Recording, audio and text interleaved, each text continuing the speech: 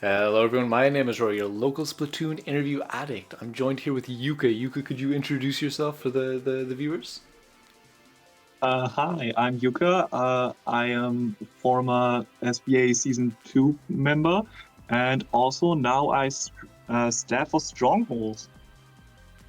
And even like to be more specific, to go from an SBA student to being staff for the SBA, it's a pretty cool opportunity to get to speak to someone like that.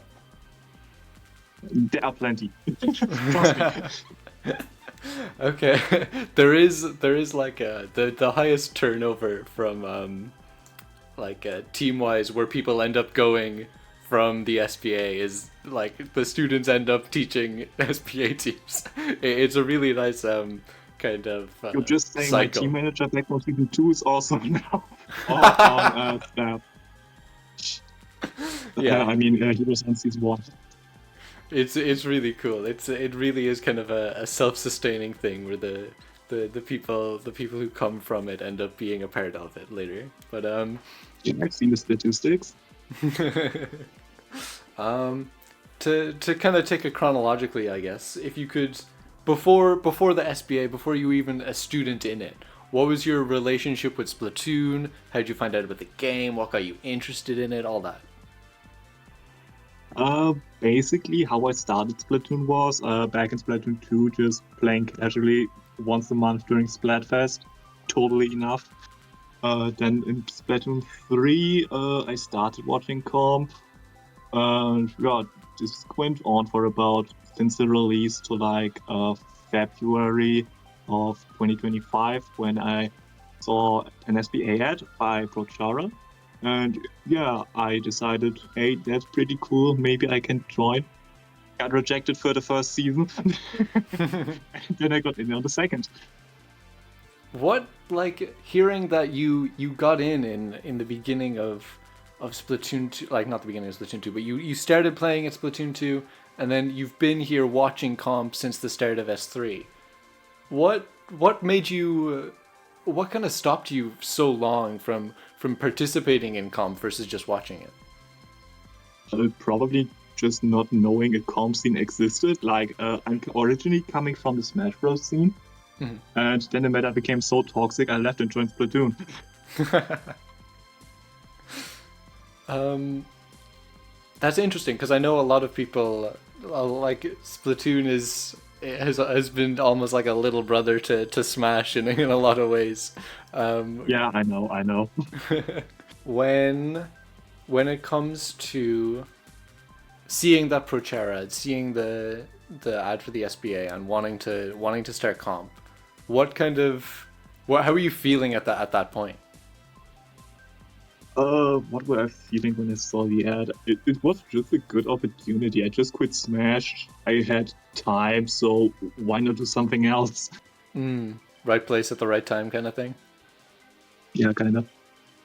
So then you send in your application, you get denied season one, and then you send in again, you get in season two. What did that feel like to finally be able to participate in something? Uh, at first I was happy, and then I noticed, wait, I now have to actually show up, and now I'm nervous.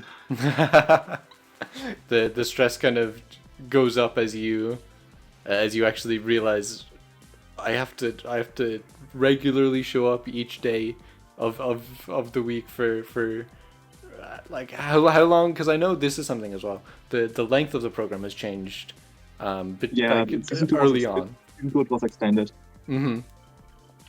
um it's like it is a long, and it's a long enough time commitment, but I think it's one of those things where it kind of goes by way faster than you expect it to. Oh yeah, I still talk with these guys daily. Yeah. Like, they are probably my main friend group right now. That's so nice. Going from going through the SBA, was there any difficulties that came up for you? Was it a all time great experience? Nothing went wrong. Was there any hardship? What was that like? we Our team kind of was like, I would just call it a dream team scenario. Everything went well. We are all good friends now. We still play weekly, twice or thrice, enter tournaments. This was really a dream team experience. That's really Even our nice. managers stuck around. Yeah, I find that a lot with SBA teams where like the managers they become attached to their little babies.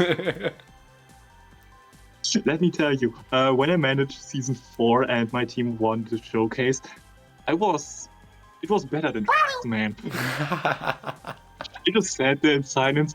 I'm so grateful. Yeah, it's a really nice feeling. I have that with one of the teams that I managed where you're so close with them still and you're following them through all of their journeys and you see them win their first tournament bracket. You see them perform really well in the tourney. You see them just having the little victories, going to a LAN together, all these like lovely things and you're like, I played a part in that. Fun fact, I have a scrim with them tomorrow. Wait, are you scrimming less than 3? No, my SBA team chip in there. I think I Oh, also scrimmed a few times. I see. I thought you were saying that you were scrimming my team, like the team I was mentioning. Um, Nah, less than 3 is awesome as well. I love less than 3. I'd die for less than 3. Um, so you go through and you graduate and you reach the end of the program. I think not a lot of emphasis is put on that time because it's at least when I was doing it, which granted was like season 0 and season 1. So it's gonna be a bit different, but that kind of time where it's between everything's kind of winding down, people aren't necessarily sure what's happening in the future. What was that like for your team? Were you confident that you were going to stick together afterwards? Uh, Pretty much so. Like, we had only one thing that was kind of troubling. One of our members moved back to the US, kind of troublesome for a EU team. But we made it work and we still scrim with them regularly. Gotcha. But yeah, we stuck together and yeah, I said again, it was a dream team scenario. Um,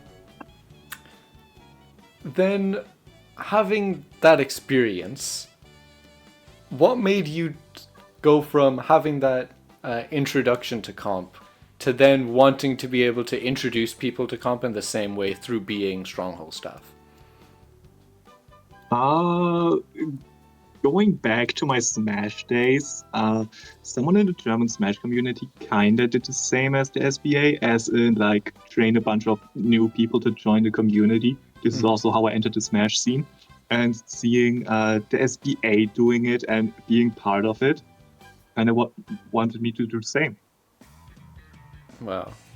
What was the process of actually of of making that decision like? Because obviously you can have the positive experience, you can see the impact it's had on you and the people around you, and you can feel the joy it's given you. How do you then turn that into, oh, I need to go fill out a form, I need to go talk to a person, I need to go do a thing? How do you turn that into action?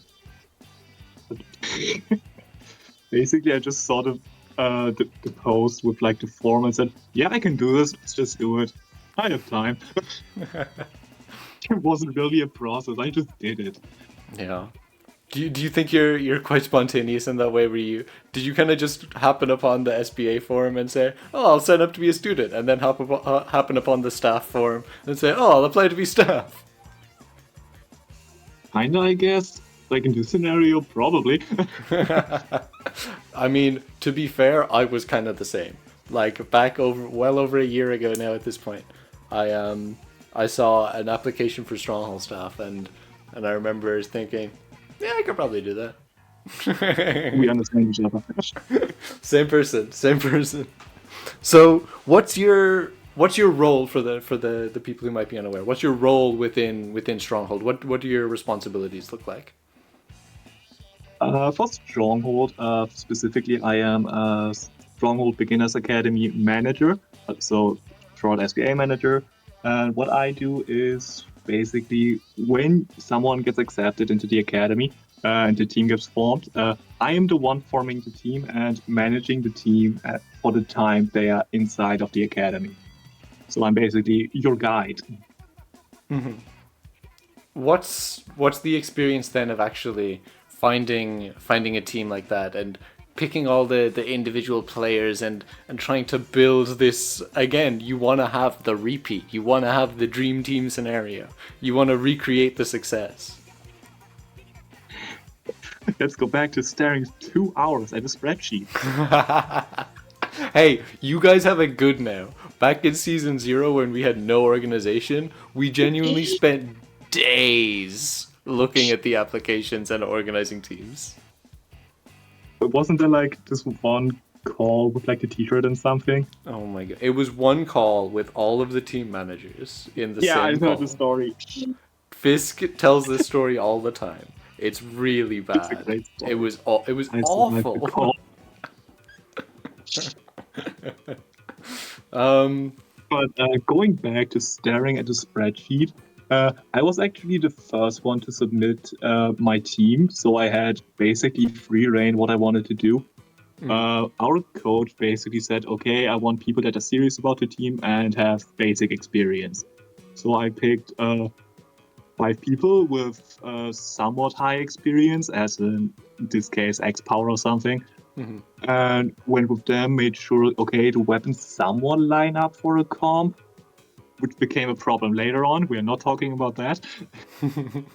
But yeah, this is how I built my team. I just picked 5 people with the same time available, a good comp, somewhat experienced, and just went with them.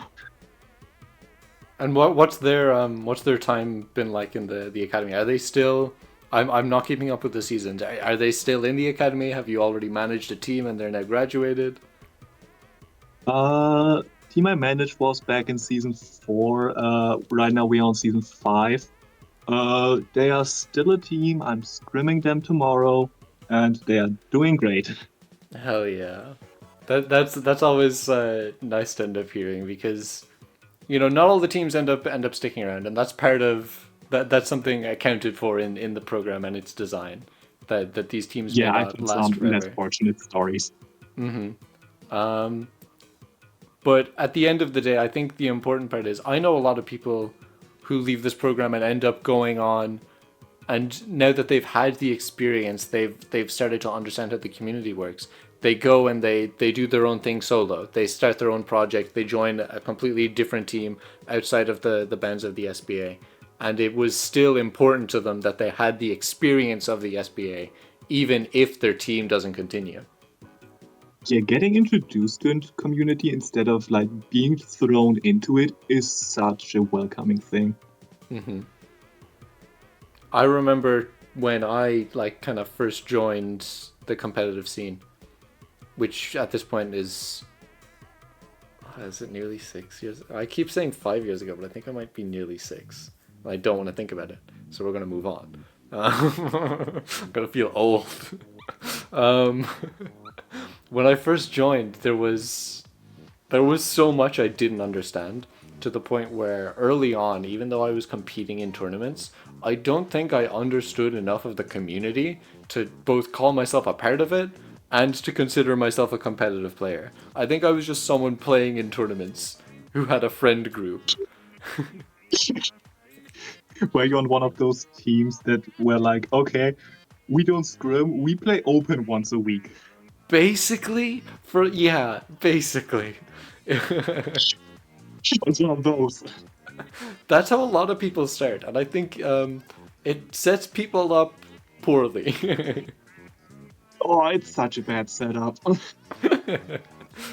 I think the start of the SBA, where you actually learn, here's what good practice looks like. Here's like the reason why coaching exists. Here's how this tournament structure works. Like stuff like that. Learning how to use Sendu.inc. Like all of these things, they contribute to the experience so much more than just trying, Just joining, and what is a scrim? Never heard of that. Just stay away from it. Scary new word. I think the SBA really does set people up they set them up for success. Whether they can choose to continue on the path or not, if they were to continue, they'd have more success than if they hadn't joined by far. Yes, 100%. It like accelerates the progress Hmm. by so much. It's incredible. Absolutely. Do you see yourself continuing to coach teams, or not necessarily coach, but to manage teams in the SBA for a long time? Uh, at least until August of next year. Then I'm going back to uni. I see. Okay. Hey, August next year. That's like two more seasons? Question mark. That's like it's a lot of time. Um, Uh, but even outside of uni, I should be able to do so. yeah, I think it's a lot of learning to balance responsibilities being a team manager. Because I remember for season 0 I was very available, and then for season 1 I started an internship, and I just Oh, I've had heard the story. I've heard the story. oh my god. Fisk tells all these stories to people. So for season 1, I started an internship, and then Fisk was like, "Oh, you have the internship for the first 2 weeks of the season, and then once your internship is over, I have exams. So then we can kind of like you do the brunt of the work for the first 2 weeks, and then like Fisk can take over for the next bit." And I was like, "Perfect. That seems fine." But then my internship Yeah, but kept getting that. extended. I'm still on that internship, by the way. I'm still working at the. Yeah, I know. I'm still there. It's been like 10 months. I'm still Well, a there. good internship, I guess. Very good internship. I'm probably getting a job. Um, but no, it's been great. It's something that you really need the time and the energy for to dedicate to managing a team, because you're essentially another player that doesn't play the game. Like, you have to be present, you have to be available, you're a part of the team dynamic, even if you're not actually playing. Oh, yes, for sure. And I'm still somewhat captaining my own team. Do you think that's something like people overlook about like the role of team manager? Because I know it's not something that's entirely well understood. Uh, could you rephrase the question? So when people hear team manager, I think they get confused, like they're not exactly sure what it is. And to kind of understand it as this member of the team that doesn't play and is there to kind of just be organizational and structural. Do you think people don't fully understand what a team manager is and does? For the people familiar with the comp scene, it's literally if your captain was a ghost.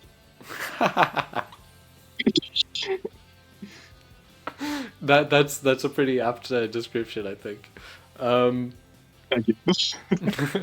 okay, Yuka, do you have anything you'd like to say overall about your experience with comp? Any inspirational words? Any calls to action for the people watching? Let me think about this. I need to inspire people. Uh, don't be cowards. Reach out to each other and talk to each other. Like, communication in a community is by far the most important thing. You're not going to get somewhere on your own. Get help. This was a great quote. Absolutely, I stand by the The message. I get help think part is so bad. no, no, I think it's great. I think the message is really strong. I think making sure, like, so many people expect life to happen to them, and you at a certain point you need to say no. I'm gonna do this. This looks fun. Yeah, you need to approach people. People are not coming at you. For sure, absolutely. Um, I was about to ask you if you have any socials you want to plug, but I know at the I beginning of the literally interview don't you have told me you anything. don't. So go follow me, I guess, at ismisharoa. Oh no, it's at roa.splstrong.com on Blue Sky. I think, I don't know. I changed it because fancy director tag.